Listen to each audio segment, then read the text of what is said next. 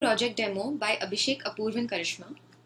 For milestone 1 build, we use Jenkins build server with 2 jobs to track 2 Git branches.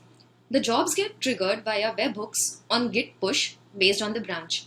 We set up email notifications as the post build activity for each job with custom messages. These are the 2 jobs inside Jenkins. This is the webhook inside the GitHub repository. On Git push to Maven success branch, build gets triggered in Jenkins and we send email notifications on success. Similarly, we send emails on failure and fixing of errors for branch Maven failure. For next milestone 2, test and analysis, we used a simple Java Maven project for calculator operations with JUnit tests. We measured code coverage using Cobertura, Rundoop for fuzzing and check style for analysis, both static and custom.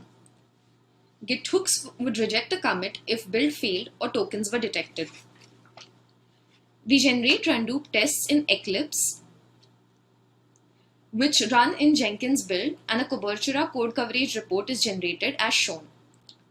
Here we added custom check style rules which are reported by Jenkins build. We can see that the commits are rejected on failure or the presence of security keys or tokens. For milestone 3 deployment, we used a Node.js application with Jasmine tests and PMD analysis. We configured production and Canary servers automatically on different droplets using Ansible and deployed our application after a successful build by doing git push. For Canary release, we used another branch named reCanary. We monitored CPU and memory utilization on the Canary server. We set up a global Redis store on another droplet to store feature flags and utilization of the Canary server. Features could be toggled from localhost, and if the feature is set to true, we give access to set and get tokens functionality on the production server. Client request would reach proxy server, which would route every 4th request to the Canary server. Proxy server would determine CPU or memory utilization on Canary from the Redis store and stop routing requests to Canary if they were above thresholds. This is automatic configuration and deployment via Ansible. And this is how the proxy would route requests to the production and Canary server. For special milestone, we have extended on milestone 3 and built a Dr. Monkey and a new load balancer. We have configured multiple production hosts automatically through Ansible. Our application is deployed on each host with a Dr. Monkey running in the background. The Dr. Monkey checks for the CPU utilization at fixed intervals of time. Also, in each monitoring cycle, the Dr. Monkey updates the global Redis store with CPU utilization corresponding to its host. This value is used by the proxy server to route the request to the host with least CPU utilization. During monitoring, if the threshold is breached consecutively for 3 cycles, then an email is sent to the admin notifying about the system reboot due to high CPU utilization. At the same time, the Redis store is updated such that no request is routed to this server.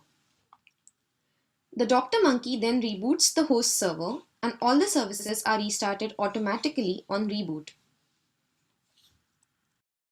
Let's see the demo for the special milestone. We have set up 4 production servers, a proxy server and a global Redis store, each on different droplets. Let's connect to the Redis store. Currently, our Redis store would contain 4 entries indicating 4 running production servers along with their CPU utilization. The request from the proxy is being routed to production server 4 since that has minimum utilization. Now we would try to increase the CPU utilization of production server 4 by using stress testing. We can see in the Redis client that the CPU utilization for this server has increased. After 3 cycles, if the entry is above threshold, then the corresponding entry for the server would be removed from the Redis client. So the entry is now removed for production server 4 and the request would be routed to a different server, which in this case is production server 3. Also, we would get an email indicating that there's a high CPU utilization on production server 4. Meanwhile, the server must have rebooted. So let's go and check that. and the Redis client would again get the entry back of the production server 4. Now the request would be routed to the servers based on the minimum CPU utilization.